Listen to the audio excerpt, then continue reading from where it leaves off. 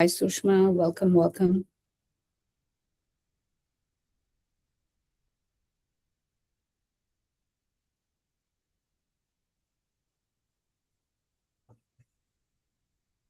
We have another Ashwini and Mala. Welcome, both of you.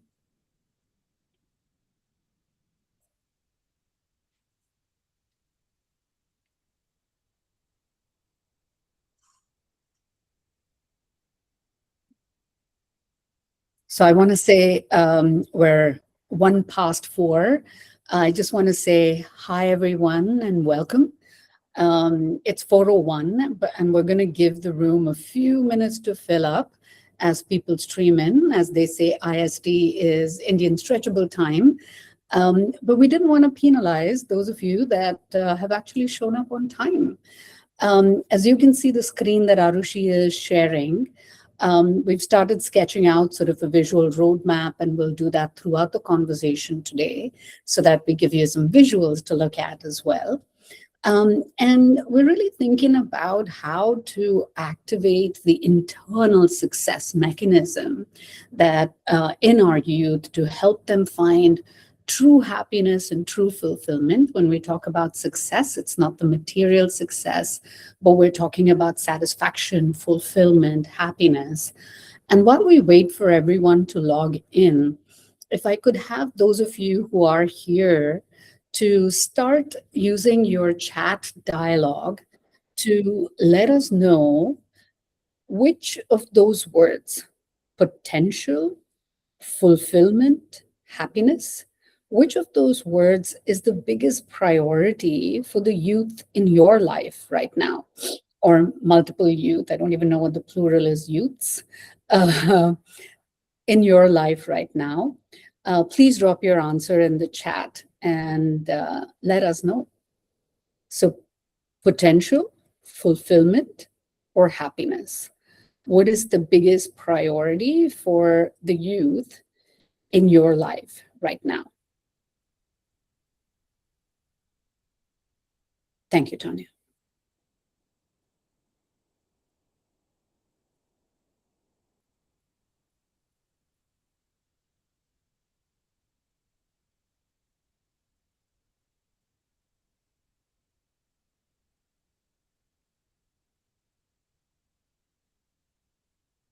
I see a lot of happiness.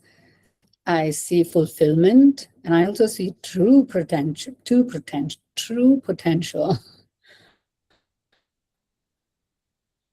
Sanjay, happiness that comes from fulfillment. Fair.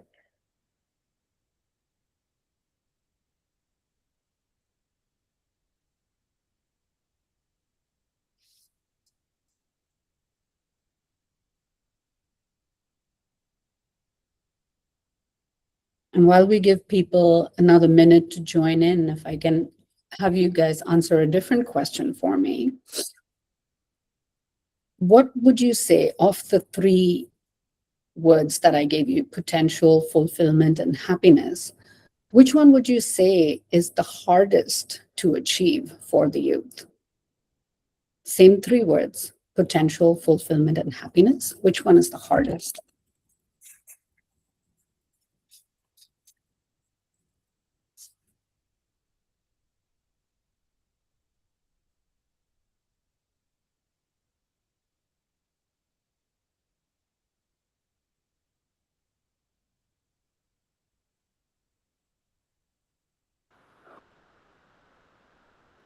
Sanjay, I love your comments. Happiness is like a mirage.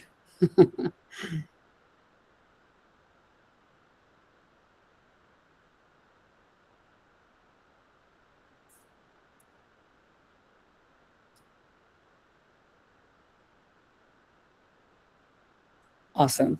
Thank you, everyone. It's exactly 4:05, and we've given people enough time to log in. And if they do, they'll just have to, if they do later, they'll just have to catch up.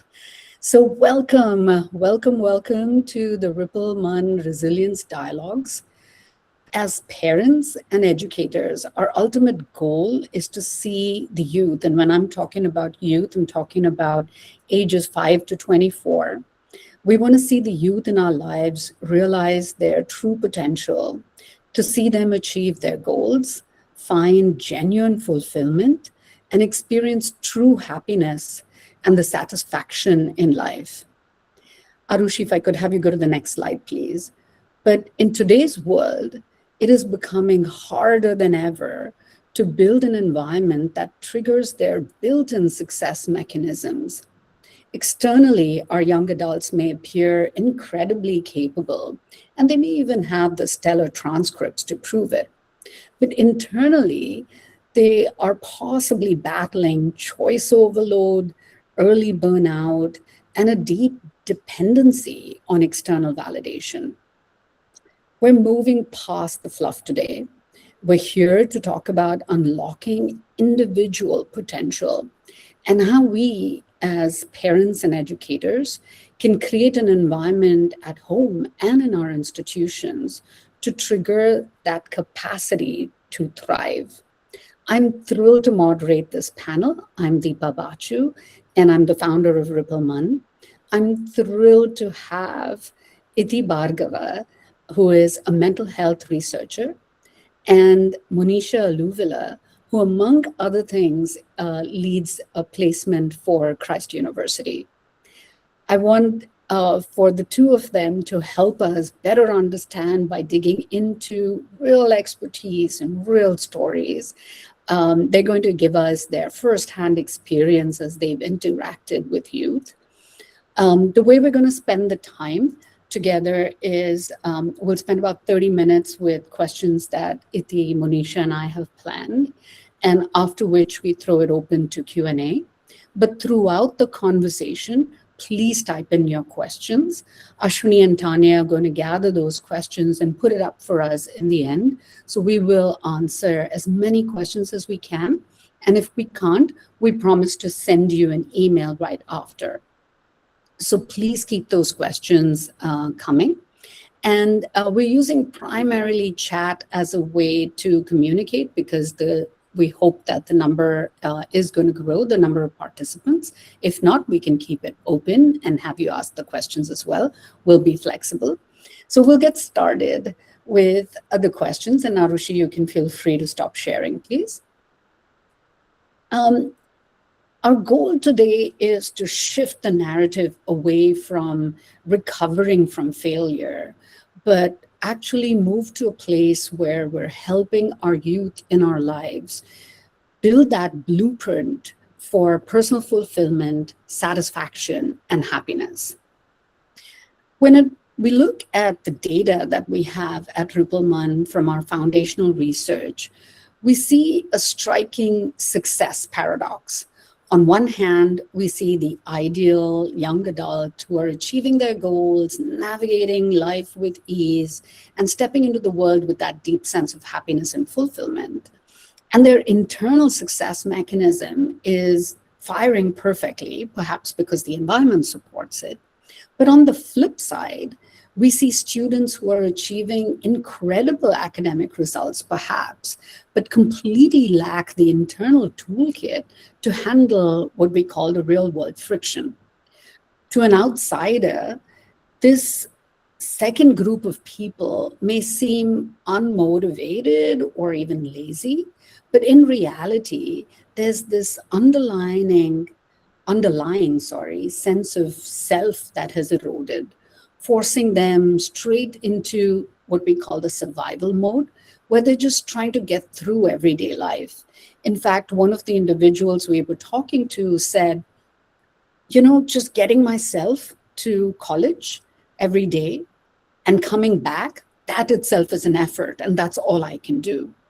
And one can think they're lazy, but we believe that their survival mode is on and they're just doing what is in front of them. So I have a question for you, Iti. From a systems and research lens, how do we move away from, clinical deficit models where we only focus on the survival mode, but instead build the kind of environment that helps more youth replicate that deeply fulfilled case that I was talking about? Thanks, Deepa, and thank you for having me on this panel. It's so nice to be in a room where the focus of the conversation is constructive ways of making sure that the youth thrive, and as we go through the uncertainties of the modern world.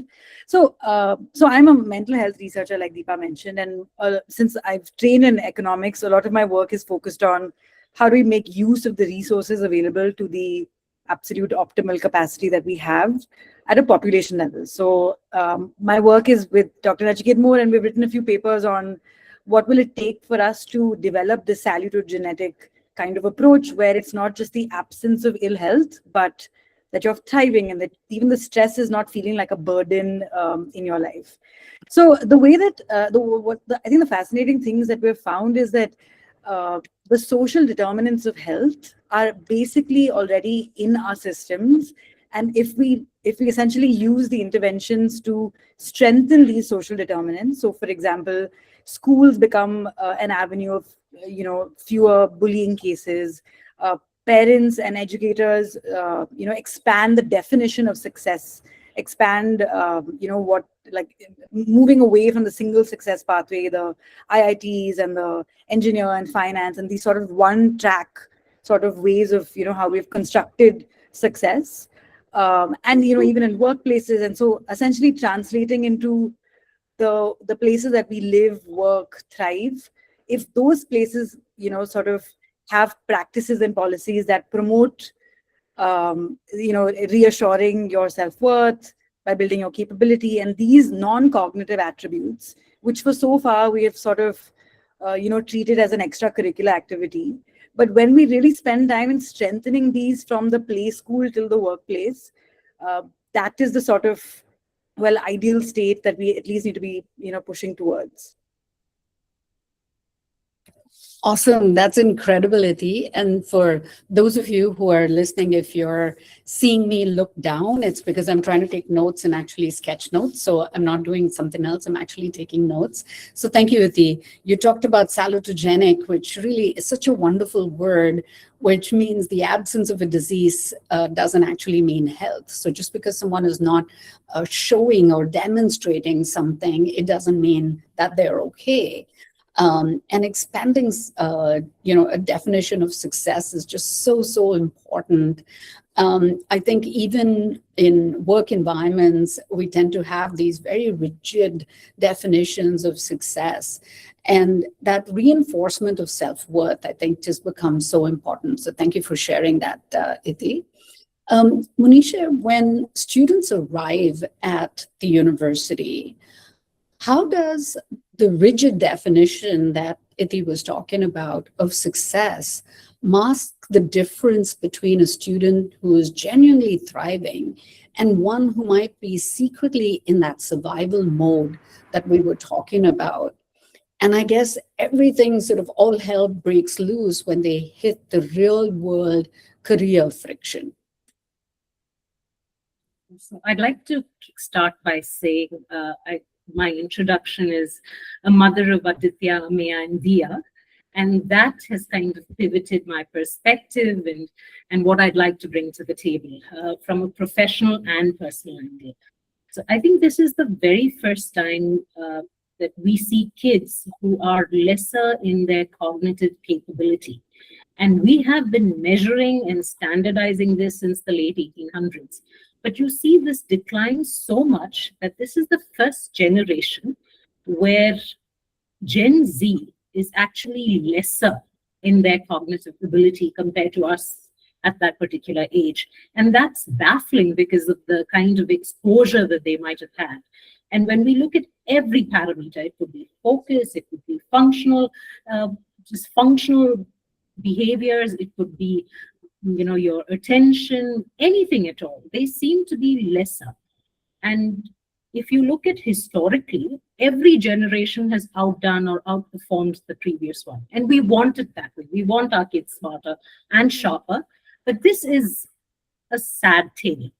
And we all know who the villains are. I'm not going to call them out, but we're going to focus on what can we do to minimize those villains. So when a kid comes into the university and he wants to be able to, rewrite a slate that he has wiped clean. I think there are many stakeholders who play a very active part. It could be the faculty, it could be the university policy, it could be most importantly the parent, and of course the peer circle. Now, parents play a very vital part in giving them that structure and in being able to give them the freedom to be able to talk to them. I think the greatest challenge today is they feel very boxed.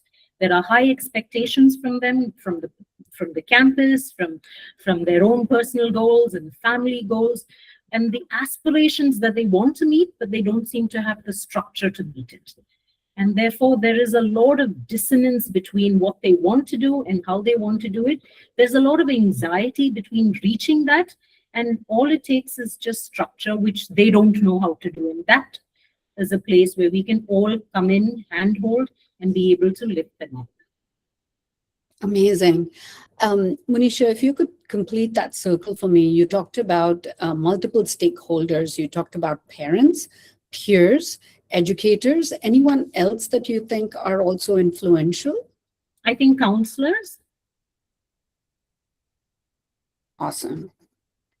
And you so amazingly articulated, parents and giving them, as parents, how we can give them the space and the freedom to explore. Can you give us maybe a couple of examples? Ithi, please feel free to chime in about what has worked in your experience and what hasn't. Getting to the real stories really, really is helpful. So please take us there. One of the biggest takeaways, Deepa, has been parents who've been able to step back and stop being helicopter parents. Parents who've given their children chores, parents who've given their children, financial kind of refirming and rewiring where, everything is monitored and managed. Parents who are not being friends, but being parent. Because I think they have enough friends. What they need are parents.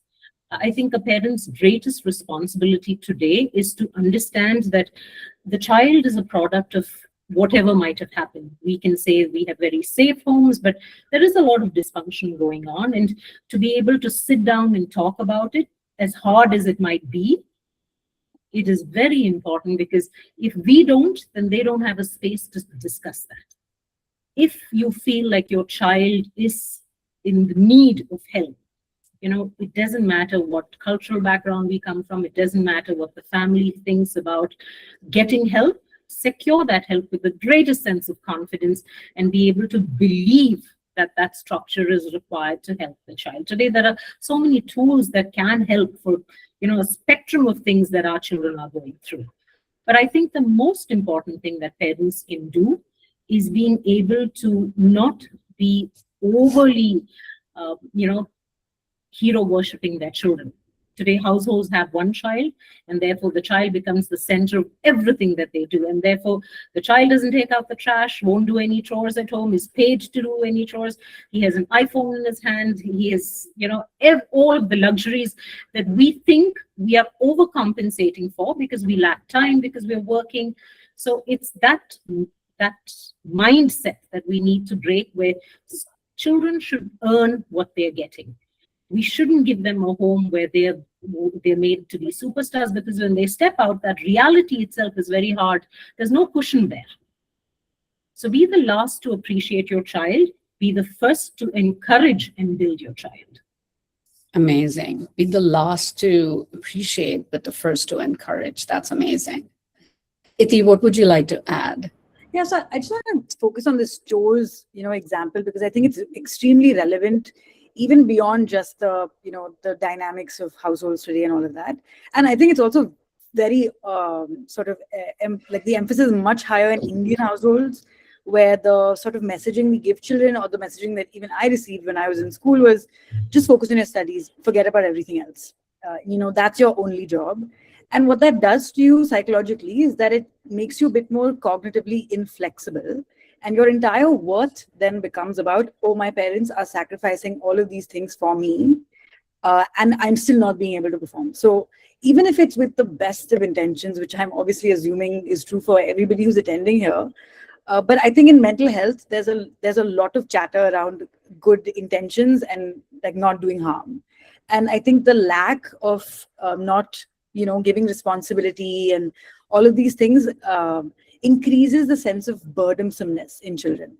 And when we look at the literature around what, like how important this particular seemingly, I mean, I guess you'll feel like, oh, of course my child doesn't think, they're a burden on me. I provide in the face of like service, so they know that I love them and so on.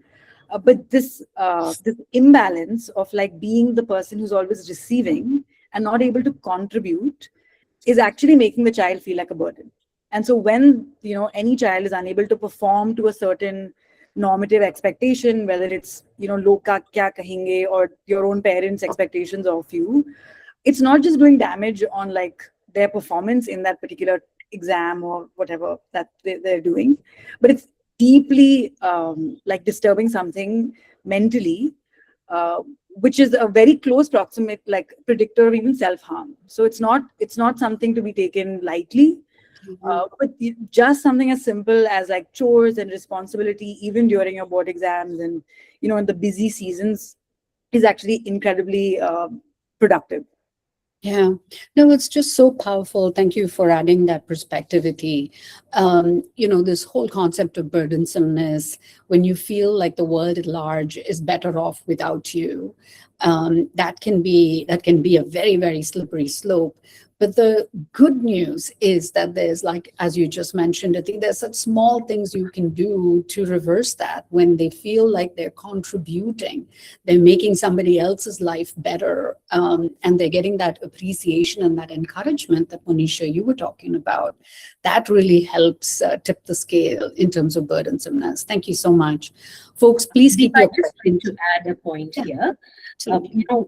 Often we look at a high-speed crash and we look at somebody who might be in the crash and, we go to them with so much, we understand the cruelty of a physical level hurt.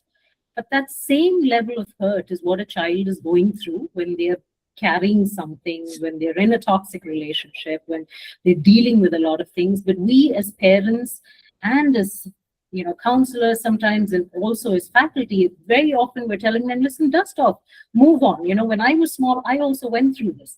I went through the same thing, but I got better. I, focused my energies here.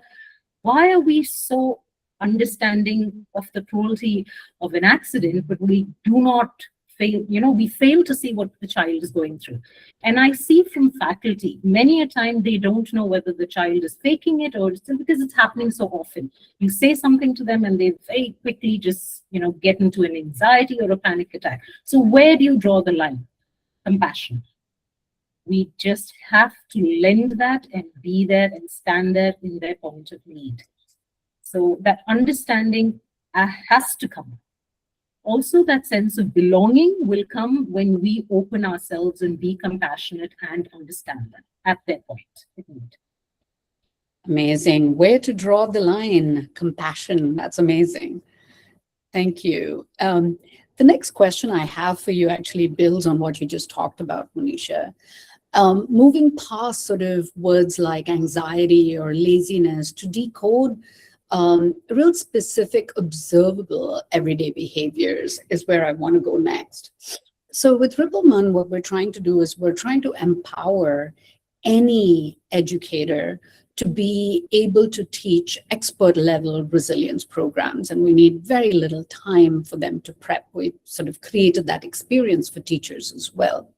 So as we're doing that, the barrier for people being able to help with resilience skills is getting low. So more and more teachers are actually doing this. And we're seeing a massive shift in classroom insights. Teachers that are using the platform are suddenly able to see when a student switches off, when they're procrastinating, when they're experiencing or exhibiting emotional fatigue. It's almost never a disciplinary issue or a laziness issue. It's always something that's under the hood. And that compassion that you were talking about, Monisha, we're starting to see teachers lean in a little more. In fact, a math teacher told us, we have so much stress. When one of the middle schools that's using our product, the math teacher said, I have this stress to finish the portions. And I'm constantly telling the students, listen to me, listen to me, listen to me. And for this about 30 minutes every week, I'm able to understand where the child is coming from. And the teacher says that it's helping them with understanding the child and helping them do math better, because they now understand where the child is actually coming from, that compassion. So Monisha, this question is for you, and Iti, I'm going to bring back a prompt to you as well. Building on what K-12 and undergrad teachers are starting to see in the classrooms, what are some concrete day-to-day behavioral indicators you see once the students step into the university campus? How does this internal friction manifest during any milestone, whether it's choosing an elective, a specialization, placements, or even career choices? Can you shed some light into what behaviors we as educators and parents can watch out for? I think it's not so much watching out, Deepa, anymore. It is watching for. So today, if you pass someone, a young adult wouldn't even look at you in the eyes. Their eyes, their entire attention is on a handheld device, and they're just walking. So it's the small habits where you teach them to look at you and greet you. Good morning, ma'am. How are you doing today? Amazing what that will do. And how that translates to is when they go into their job, they have the confidence to able, to stop a senior in the lift and say good morning, which otherwise they're shying away because, they're not used to greeting. Being able to, be articulate, because today nobody reads. And if you don't read, you don't know how to, be able to convey your message. You can have everything in your mind, but to be able to bring it down and be able to communicate that comes with practice. So I think the key strength that we can do today is no more preaching, because classrooms are no longer for information. Classrooms are for practice and habit building. So you want to, encourage them to speak. The material should be given to them some other creative way where they read it or come to class, and it should be a case study mode where they are involved in the solution finding. They are involved in identifying the problem and being able to, in a consensus way, come to what the real education is. How close or far do you think we are as educational institutions trying to do this, Monisha, like discussion versus communicate information in classrooms? I think in the higher learning classrooms, we're there because the students are just too challenging to be able to go by a presentation or coursework. But in the smaller classes, I think now everybody is pivoting towards application learning, being able to give a situational analysis and then ask students, how would you do this better? So are we further enough? No. But are we on the way? Have we realized that this is now critical and mandatory today to be able to get more thinking students, application-oriented students? Yes. So give them questions that make them think, and that's something educators can do already. Critical thinking has to be not something where you get into an interview and you put a switch on, I'm going to put my thinking cap on. It's a habit that they develop. It's a process that they get, that they practice day in and day out. Amazing. Iti, how can we quickly spot that these behaviors aren't intentional defiance? From a research standpoint, how can parents and educators learn to read these sort of subtle shifts at home and school before they turn into potential challenges? Yeah, so I think the first thing is that I think we've all been children. I think being rebellious and not wanting to listen to a teacher isn't it's a good signal. It's not bad. So I think the way that I would instead sort of reframe this would be that how can we create emotional safety with teachers and with parents for the children to build a trust-based relationship with this adult, where they will tell you what they need. They are very intelligent. They understand themselves best. So actually, your job will be a lot easier to receive the solutions will come from them. I think the main idea is, how do you make it easy for your child to come to you and admit that they've made a mistake, knowing that it's going to be okay, that it's okay if I made a mistake, it's okay if I messed up. I think my first call when I am, I don't know, being yelled at or in any kind of situation is my dad. Like, I pick up the phone and I call him first. And I think it's not that he doesn't give me the answers. He doesn't, but all he does is listen without any judgment. So I think creating that emotional safety, whether it's a teacher, a principal, and I think the other thing that we've learned from research is that punishment and this kind of like being strict, it doesn't do anything. It makes it a lot worse for this trust-based relationship, because now they know what's going to happen. So there's no way that your child is going to come and tell you the truth, because you sort of like, whether it's a teacher or a principal or a parent. So I would encourage, and looking at like rituals that build these trust-based relationships, so going for a walk in the evening, or like having dinner together, or playing a game or something like that.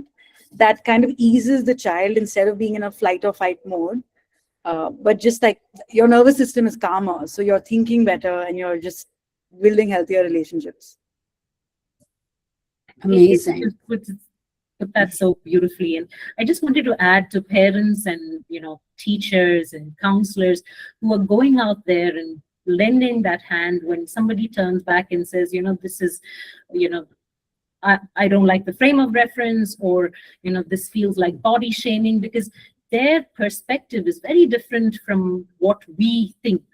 You might be saying something, meaning something else, but how it's perceived is very, very different from what your intention was. So do not let that discourage you. Please push on and help them understand where you're coming from, because we're reading off two different hymnals. And they need to understand your context, and they need to understand where your intention is, and not just read between the words that you're speaking. Absolutely. I'm reminded of some research we were doing at the IITs, and the counselors said, one would think that I'm solving real problems when it comes to like mental health and anxiety. But the counselor was telling us how they were painting the picture, right? They said most kids, when they have, come to IITs, JEE has been their life. This is the entrance exam for IITs, right? That's been their life. They've lived, breathed, slept only JEE. And, food has appeared on the table, clothes have been cleaned and pressed and put in their cupboards. And as you were talking about earlier, there's no responsibility that's been given to them. So then they one day find themselves at the IITs where they have to like clean their own room, make sure their laundry is done, feed themselves. And they apparently come to the counselor saying, I cannot do all of these things. So yes, they've gotten into IITs, but they have the inability to do some of these things, right? And I'm not trying to ding JEE or IIT. This could very well be shifted to any other situation where the person is singularly focused on something without responsibilities. And it's great that they're able to achieve the goal that they had set out to, but at what cost? And yes, many of our children are privileged, but do you also want to help them get that responsibility, because life's going to catch up at some point? So it's really interesting. So thank you so much for your perspective. While on that, Deepa, I just like to add, when we look at kids, we also must look at a large portion of kids who didn't make that cut. Now, what happens to them? It's soul crushing. And I think the biggest strength comes from parents who tell them that the meaning of life is to find your gift. It's not just to get into IIT, and the purpose of that life is to give it away.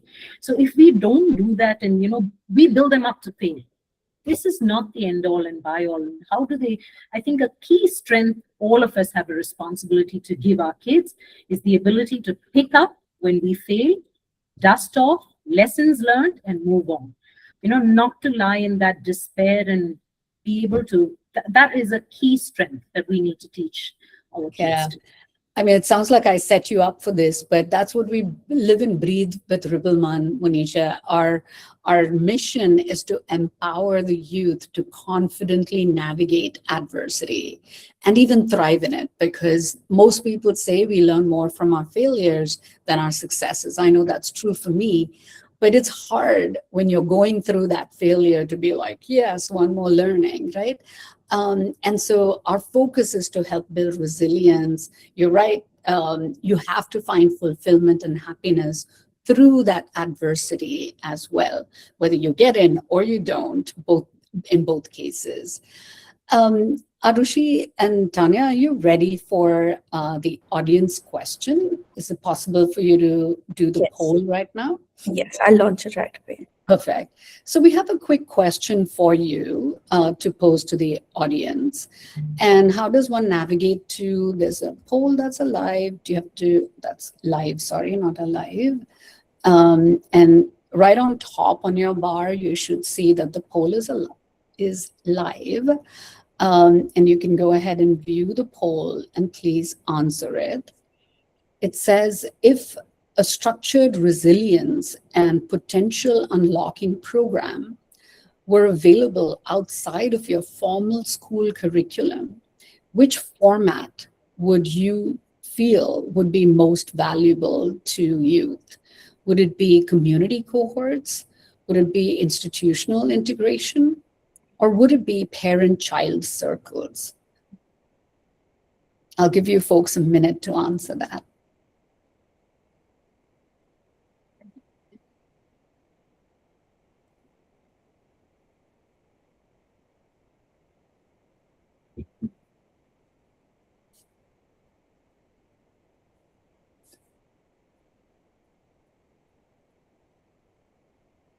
I see that the votes are coming in. Please keep it going.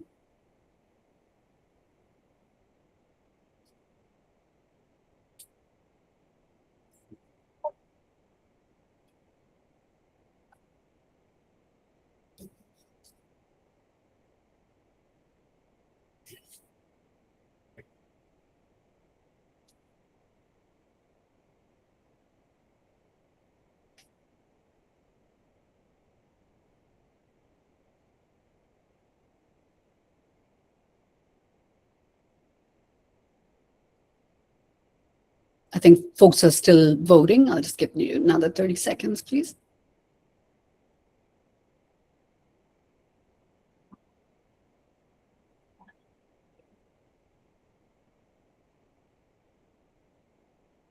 All right, I think most people have voted. I'm just doing a quick rough head count. Most people have, not all.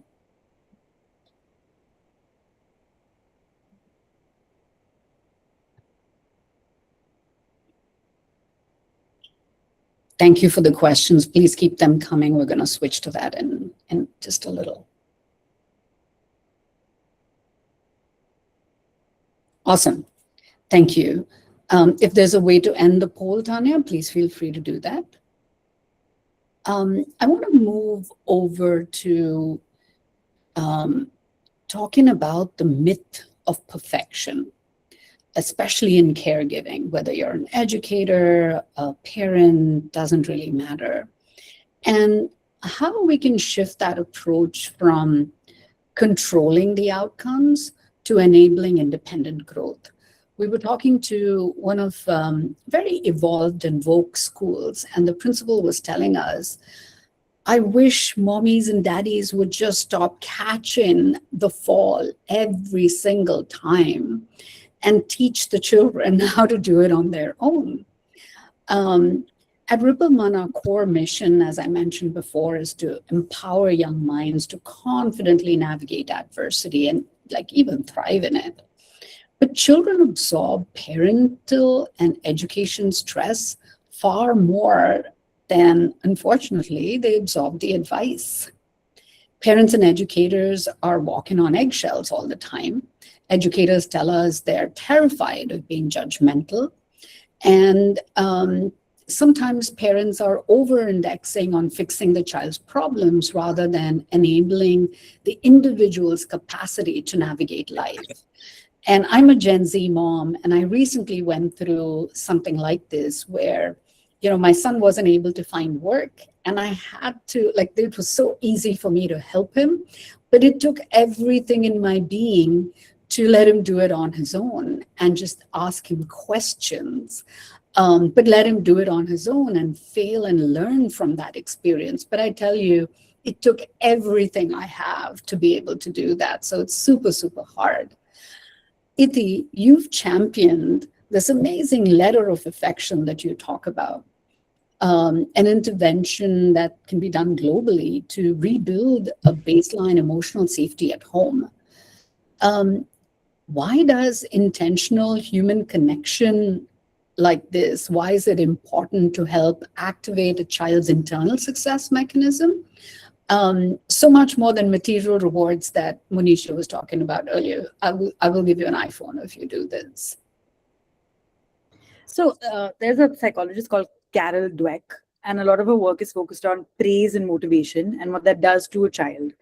So if you look at the way that we typically call out children, it's like if you think about a school assembly, it's who topped the class. If it's, the JE prep will be the one who's came first and so on. The work that she says that people should be focusing on based on her real world experiments has been on, instead of focusing on the outcome, you focus on the process and the effort. So that's sort of when you're reframing the way that you're also measuring your success. And I'm a long distance runner, and if I had to measure success on how many races I've won, I can tell you it's been 0. But how many times have I gone back to my consistent, my routine, and have I followed my progress? Have I kept up with that? And that is the kind of praise that even I get when it's when friends are trying to motivate me for a race. So it's never about, did you come first? Did you did you fail? Or sort of ascribing that I am a failure versus, oh, I failed, I didn't do my best race, or I didn't do my best test. But I think I prepared well for it. So even if it's an outcome that you're not, looking forward to, you're like, oh, I didn't get this job, and that sucks. That's for sure not a nice experience. But you're less likely to be identifying with the outcome when you've been implicitly been shown that, okay, actually the people whose approval I want, which is typically a parent in this situation, they also agree with me that I should be only focusing on the process and the effort. And in any case, outcomes are not in our control, whether it's a race or a job, application. So I would say, a lot of the ways that in my household, we've also updated our beliefs around some of these ideas is to really audit them. When you're sitting at the dinner table, what are we discussing? What are we saying about the person who's got an IPO at a startup? We're probably saying that person is extremely successful. And we're implicitly saying that, oh, in order for you to get this praise from me, you also have to make a lot of money. And you also have to, be this big shot and blah, blah, blah. So yeah, I think my submission is rather to focus on the effort and the process, and treat the outcome as something that will happen on its own. Amazing. Praise of effort versus the outcome. Incredible. Monisha, how can parents and institutions collaborate the transition that often happens as children get into university and having to have more failure tolerance so that they're career ready and life ready? I think the first thing, like you did, Deepa, was to step back and not jump in to save. Partner with the university, because some of the times the university does things because they know better. We ask the kid to come in at 8 o'clock on a Sunday. We ask a kid to stay back at 7 p.m. for a particular class. And they're always going back saying, I'm so tired. We have so many assessments to do. They're pushing me to play a sport. They want me to go and do a CSR activity. There is just so much of an ask for me. And when parents say, oh my God, I know this must be so hard for you, and you change that narrative to this is for you. And I know this is hard, but suck it up. This help them understand the larger picture. When they see what the cathedral looks like, then that building block of the wall does not seem like such an ordeal to them. And the most important thing is not to allow them, I don't feel good today, can you sign a letter of absence for me?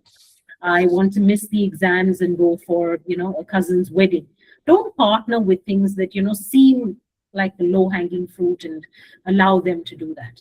If they come up with less attendance, if they don't do an assignment or a project or let's say an internship that they need to do, stand up and, give them the concept of consequences. They should be accountable for what they do and especially for what they don't do.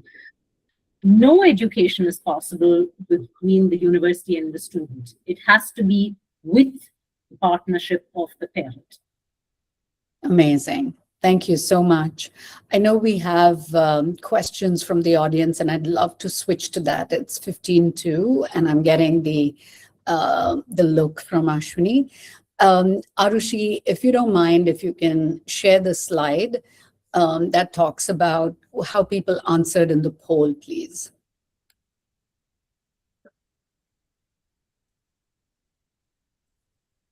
If you're not able to do it, I can.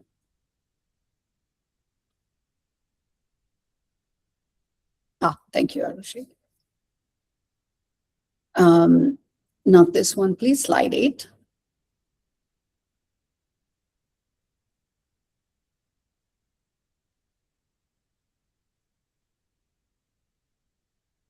Yeah, thank you.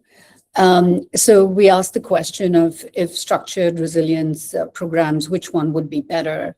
And there's sort of a tie between institutional integration and parent-child circles, with sort of a close second on community cohorts. So it feels like any of these would be helpful. Just do them, I think, is what I'm reading. If whoever's sharing the screen, if you can please share screen slide 11.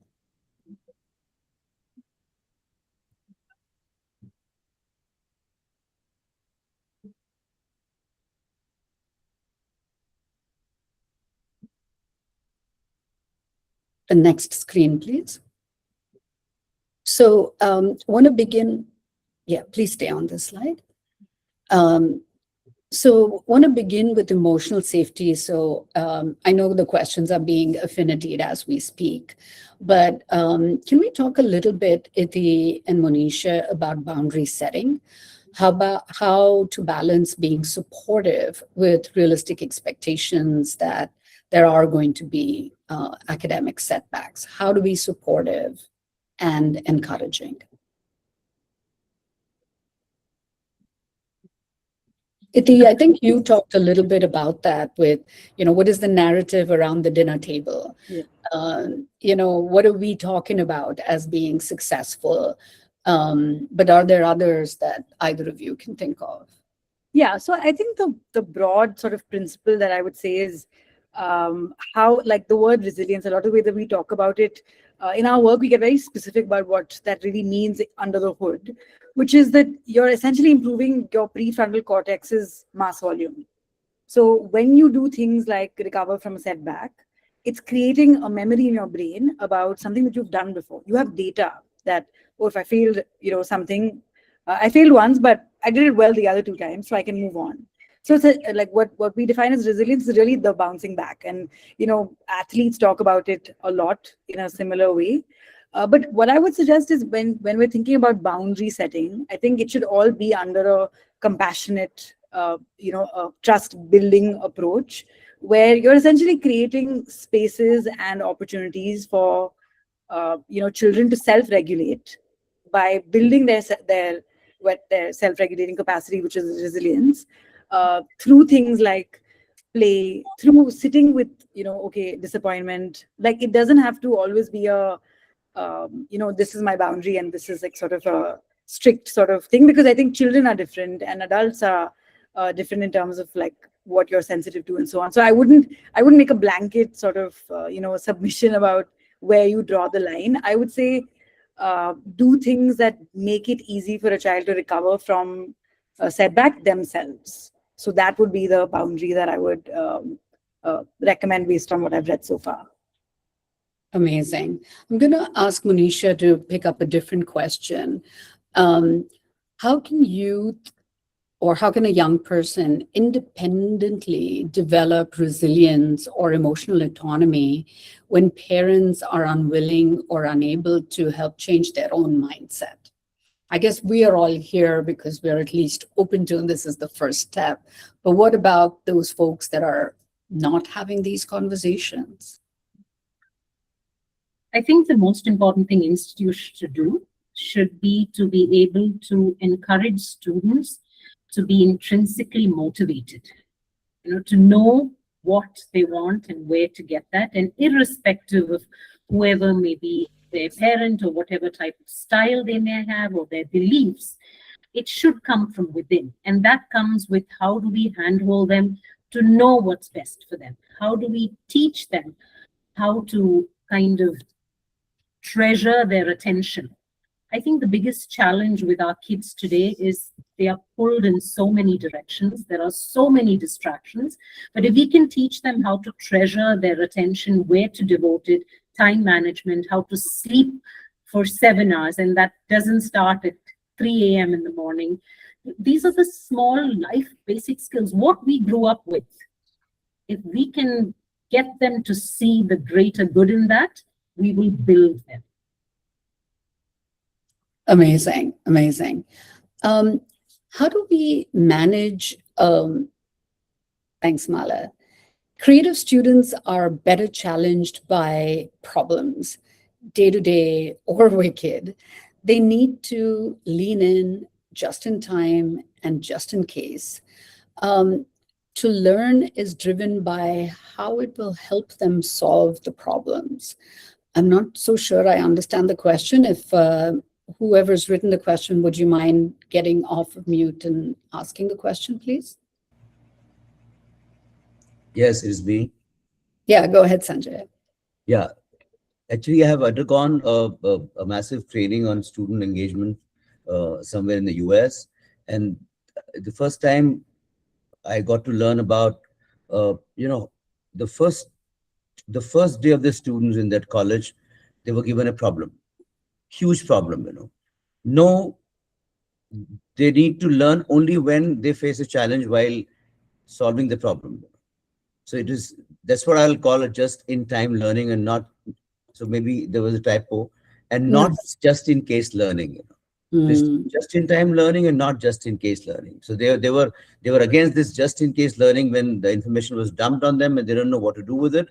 Vis-a-vis, if they're given a problem, which is fairly challenging and interesting, and then to solve the problem, whatever they need to learn, they will come to the mentor or the faculty to figure out how to solve the problem. And there, the learning was driven by passion to solve the problem. That is just-in-time learning and not just-in-case learning. Because sometimes they're not aware why they're learning certain things at all. And, like, for example, maths or physics, but when they start making a boat, then they will like to learn about, the fluid dynamics and about the material. And, then their learning becomes completely intrinsically driven and not like a dump to them, because the Gen Z or the students today are asking questions about why they're learning certain things, which the lot of mentors are not able to respond to, because they are also stuck in a certain hierarchical structure. Their thinking also is they're stuck somewhere. The educator also had to just get out of that and give them that space and teach them only when they want to learn, and not just in case learn, Yeah, Sanjay, no, that's I'm very sensitive amazing. of time, but I just wanted to ask you, is there a paradigm shift with students abroad and students in the Indian diaspora? Yeah, there is. All the students are all same. Their students are all same everywhere. And Indian students are equally brilliant, they're as good or as bad. Yeah. And their struggles are the same. Same problems, same problems, same issues. It's like, I'll give you an interesting example. The first year student in the engineering college where we went, they were given a problem of how to just simulate a grasshopper.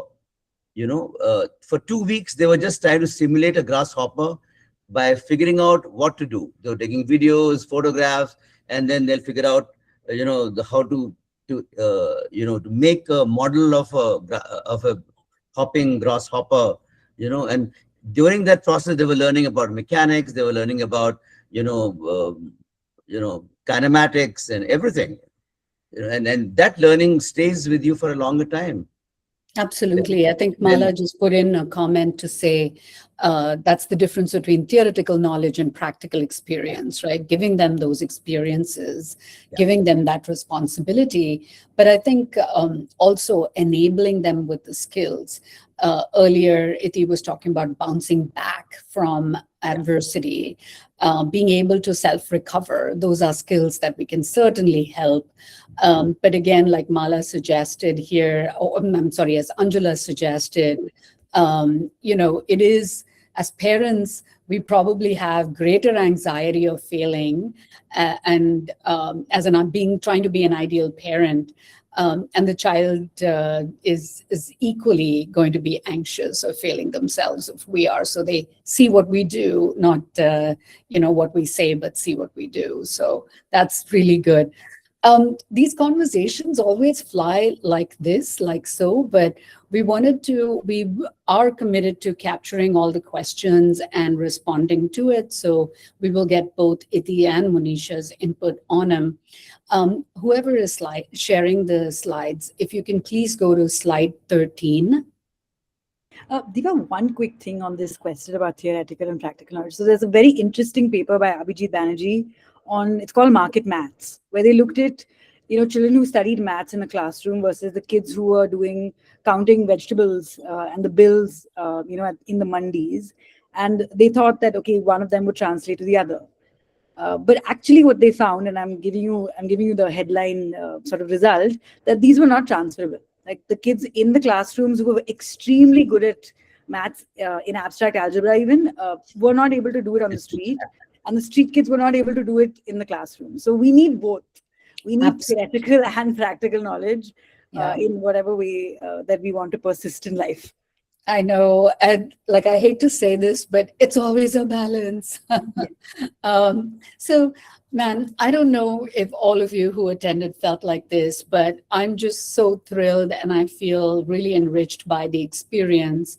I've quickly taken down a sketch note of things that I was taking away.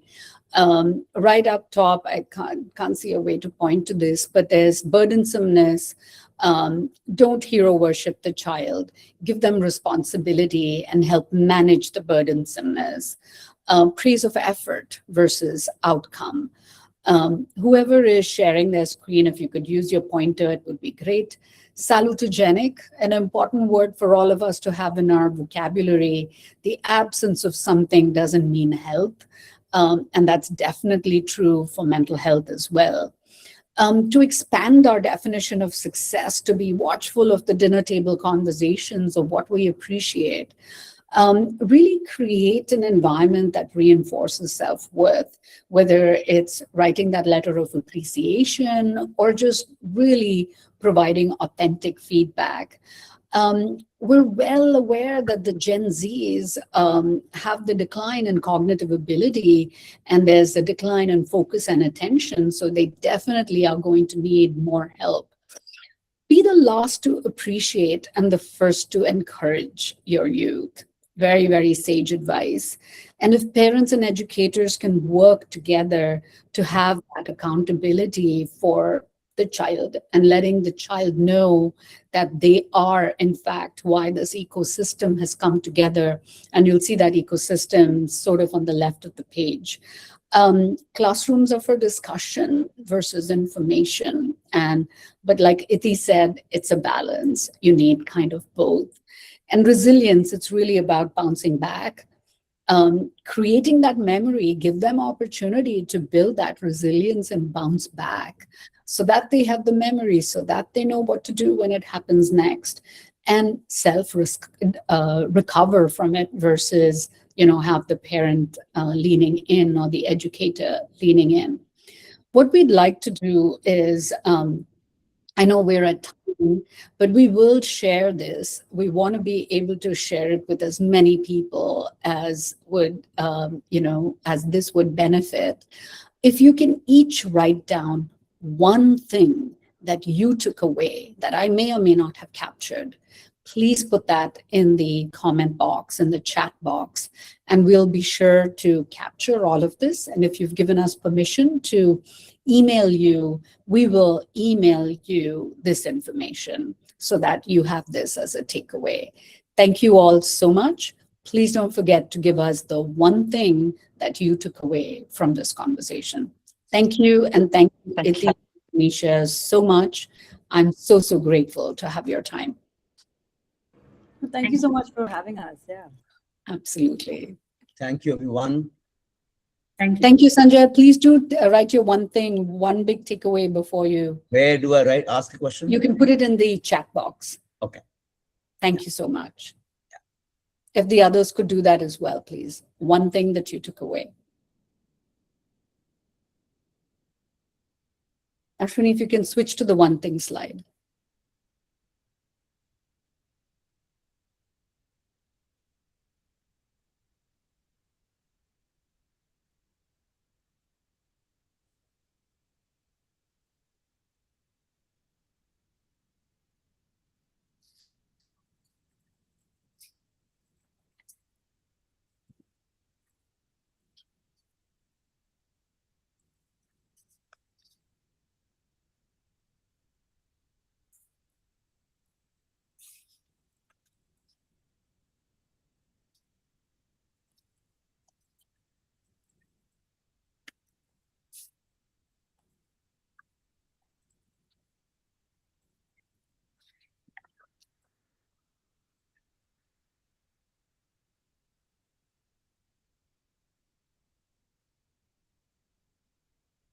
Thank you for the one thing. Really appreciate it.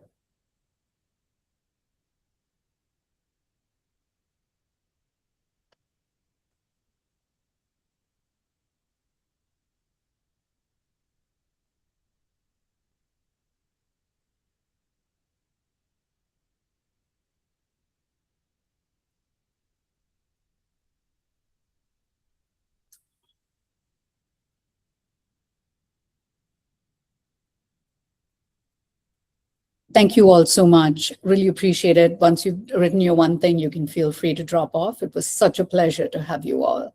Thank you. Thank you. Thank you, Sanjay.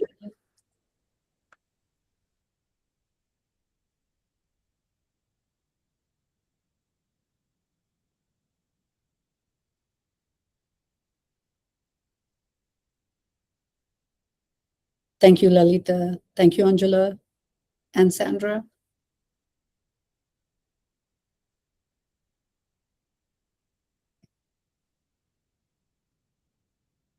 Thank you, Aarti.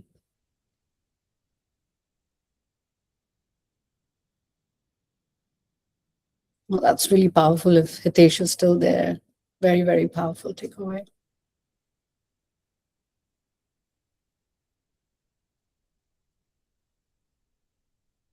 And there's some really good don'ts as well. Thanks, Lalita. Don't hero worship your child or try to overcompensate. Such an important thing for us as parents to remember, as well as educators.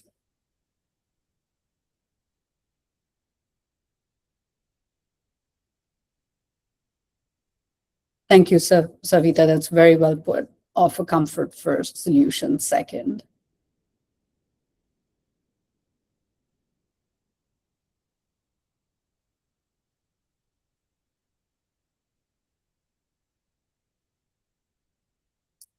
Amazing.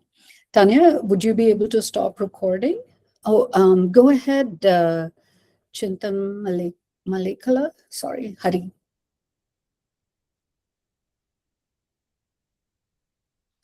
I'll stop recording. Yeah. Absolutely, Hari. We will